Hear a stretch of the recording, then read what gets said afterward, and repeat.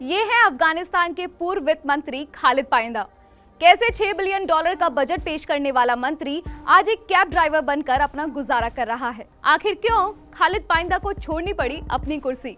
अफगानिस्तान छोड़ने के बाद अब खालिद पाइंदा कहां रह रहे हैं और क्यों वो अमेरिका के राष्ट्रपति जो बाइडेन को मानते हैं अफगानिस्तान में हुए हालातों का जिम्मेदार?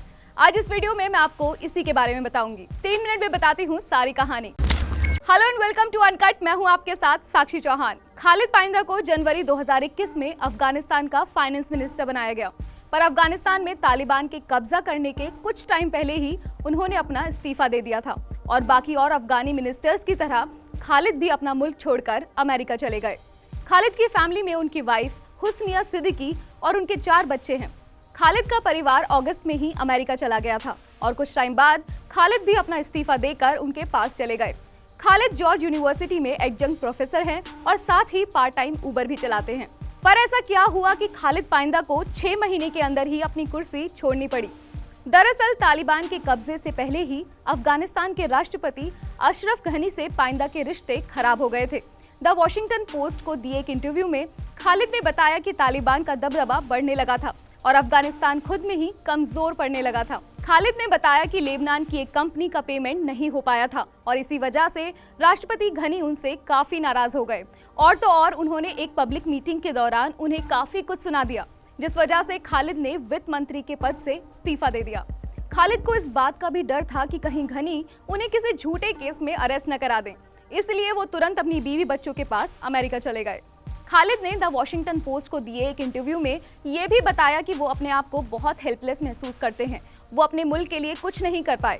खालिद ने ये भी बताया कि जब अफगानिस्तान के राष्ट्रपति ने उनके सामने वित्त मंत्री बनने का प्रस्ताव रखा तब वो तैयार नहीं थे। उनकी वाइफ और क्लोज फ्रेंड्स ने भी उन्हें ये पद एक्सेप्ट करने से मना किया था, पर उस टाइम उनकी माँ की बीमारी और हालात देखते हुए उन्होंने घनी के इस प्रपोजल को एक्सेप्ट कर लिया था, जिसे वो आज अपनी सबसे बड़ी गलती मानते हैं। अमेरिका आने के बाद भी वो काफी समय तक अफगानिस्तान के कुछ मिनिस्टर्स के साथ व्हाट्सएप के थ्रू कांटेक्ट में रहे। उन्हें अफगानिस्तान में तालिबान का कब्जा करने की खबर भी अमेरिका पहुंचने के बाद ही मिली। उस समय ना वो वापस जा सकते थे और ना ही कुछ करने की स्थिति में थे। खालिद कहते हैं कि अभी उनके लिए कहीं कोई जगह नहीं है, ना वो अमेरिका के हैं और ना ही अफगानिस्तान के रहे। बहुत ही खालीपन वाली सिचुएशन है। अफगानिस्तान पर तालिबान के कब्जे को लेकर खालिद ने एक और बड़ा खुलासा किया। खालिद कहते हैं कि दुनिया ने हमें 20 साल दिए, हर तरह की मदद की, बदकिस्मती से हम नाकाम रहे। करप्शन की वजह से हमारा सिस्टम ताश के पत्तों की तरह बिखर गया। सच्चाई ये है कि हमने अपने आवाम को धोखा दिया है। मिनिस्टर्स जानते थे कि तालिबान मुल्क पर कब्जा कर लेगा। वो व्हाट्सएप पर मुल्क छोड़ने के मैसेजेस एक्सचेंज कर रहे थे। आपको बता दूं कि अपनी सरकार के साथ साथ खालिद अमेरिकी राष्ट्रपति जो बाइडेन को भी इन हालातों का जिम्मेदार मानते हैं। उनके अकॉर्डिंग अमेरिका ने जो वादा किया था वो नहीं निभाया। वो मदद करने से पीछे हट गए और अफगानिस्तान से सारे अमेरिकी सैनिक हटाने के फैसले से तालिबान अपने मंसूबों में कामयाब रहा। खैर, अब खालिद उन दिनों को पुराने जख्म कहकर भुला देना चाहते हैं और अब वो अपनी फैमिली के साथ अमेरिका में ही रह रहे हैं। आपको ये वीडियो कैसा लगा हमें कमेंट सेक्शन में जरूर बताएं। आप देख रहे हैं अनकट और मैं हूं आपके साथ साक्षी चौहान।